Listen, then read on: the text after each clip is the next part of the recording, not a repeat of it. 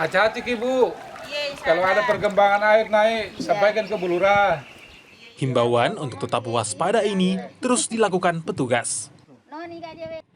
Ketinggian air yang belum sepenuhnya surut membuat petugas terus memberikan peringatan bagi warga Kelurahan WTE, Kecamatan Pancalautang, Kabupaten Sidrap, Sulawesi Selatan.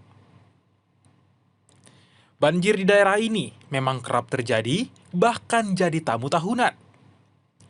Petugas pun berpatroli, memberikan arahan pada warga yang tetap bertahan di rumah mereka. Sejauh ini banjir tak masuk rumah warga, lantaran rumah mereka yang dibuat tinggi alias rumah panggung. Namun, bukan berarti tanpa ancaman. Banyaknya tanaman enceng gondok yang terbawa arus banjir mulai membahayakan rumah warga lantaran bisa merobohkan rumah panggung.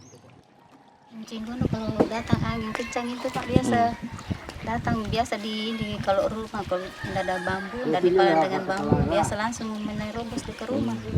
Apa yang dibutuhkan warga Bu? Bambu untuk enceng gondok. Enceng gondok. Banjir di Kelurahan WTE bisa mencapai 1 meter. Akibat banjir, aktivitas warga terganggu, bahkan mereka harus menggunakan perahu sebagai alat transportasi. Sudin Samsudin, Kompas TV, Sidrap, Sulawesi Selatan.